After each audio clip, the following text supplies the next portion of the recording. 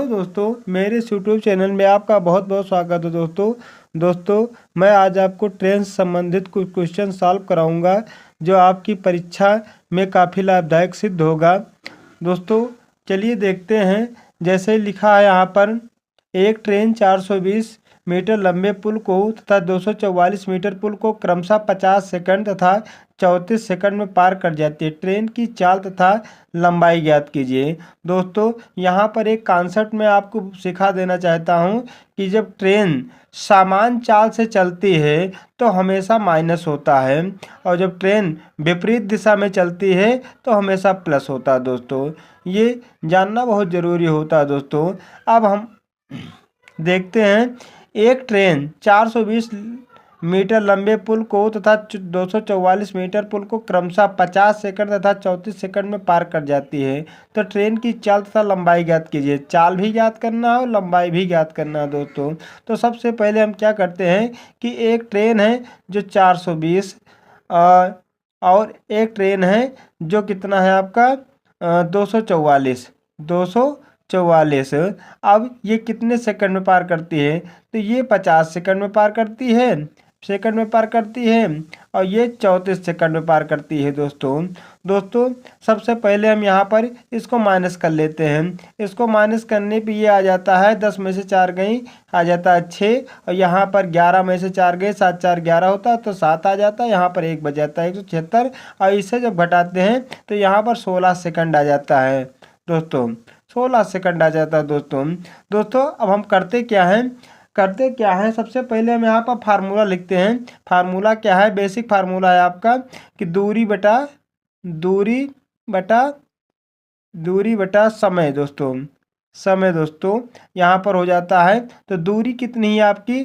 दूरी आई है 176, अर्थात 4 बराबर हो जाएगा आपका हो जाएगा 176, और ये हो जाएगा सेकंड कितना है, समय कितना है, तो 16 सेकंड है। दोस्तों अब इसे जब हम काटते हैं तो 16 एकम 16, 16 एकम ये 11 से चला जाएगा। दोस्तों तो ये हो जाएगा 11 मीटर प्रति सेकंड हो जाएगा। दोस्तों आप क्या करते हैं? दोस्तों आपको लंबाई बताना है। तो लंबाई बताने के लिए सबसे पहले क्या करना है, जो ये 50 सेकंड लिखा हुआ है तो इसे 50 गुणे 11 कर लेते हैं।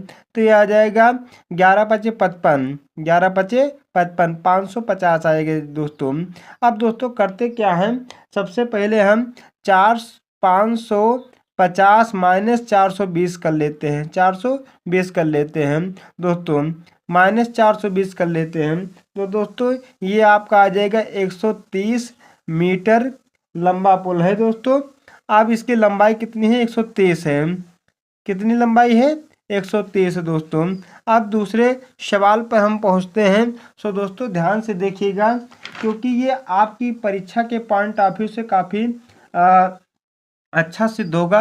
दोस्तों लिखा हुआ है कि 25 किमी की रफ्तार से किमी प्रति आवर्स की रफ्तार से चलती हुई रेल एक प्लेटफार्म को 18 सेकंड में पार करती है। इसके बाद 5 किमी प्रति घंटा की रफ्तार से विपरीत दिशा में आ रहे एक आदमी को 12 सेकंड में पार करती है। ट्रेन तथा प्लेटफार्म की लंबाई बताना है। ट्रेन की भी लंबाई बताना है, प्लेटफार्म की भी लंबाई बताना है। तो दोस्तों देखिए यहाँ पर 25, उसके बाद में हो जाएगा मीटर प्रति सेकंड, और दोस्तों यहाँ पर हो जाएगा आपका ये 18 सेकंड हो जाएगा। दोस्तों करना क्या है, यदि इस प्रकार के दिया गया है किमी प्रति आवर्स है। दोस्तों ये किमी प्रति आवर्स है। दोस्तों तो करना क्या है? दोस्तों सबसे पहले इसे 5/18 गुणे आपको करना है 25 गुणे हो जाएगा 18। अब इसे हम यहाँ से यहाँ काट देते हैं। ये हो जाएगा 25 पंचे हो जाएगा आपका 125 हो जाएगा, 125 मीटर हो जाएगा। अब दोस्तों ये दोनों देखिए, दोस्तों ये दोनों विपरीत दिशा में कर रही हैं, विपरीत दिशा में चल रही हैं। अर्थात हम कह सकते हैं एक ट्रेन इधर से जा रही है, एक ट्रेन इधर से जा रही है। जैसा कि हमने सबसे पहले ही बता दिया है आपको, कि विपरीत दिशा में हमेशा जुड़ता है। तो दोस्तों ये 25 है दोस्तों, और ये है कितना 5, ये दोनों जुड़ेगा हो जाएगा आपका कितना हो जाएगा 30 हो जाएगा। दोस्तों कितना हो जाएगा 30 हो जाएगा। अब दोस्तों करते क्या है 5/18 और गुणे 30 और यहाँ पर हो जाएगा 12 सेकंड, 12 सेकंड में पार करती है। तो 12 सेकंड में हमें इसे अब इसे क्या करना है, 12 सेकंड लिख देना है।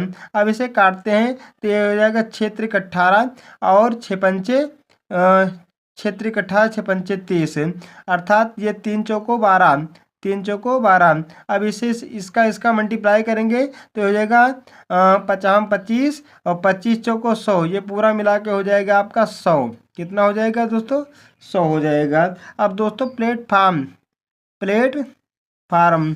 प्लेटफार्म बराबर हो जाएगा 125 माइनस हो जाएगा आपका 100, माइनस हो जाएगा 100, तो ये आ जाएगा 25 मीटर आ जाएगा दोस्तों। अब दोस्तों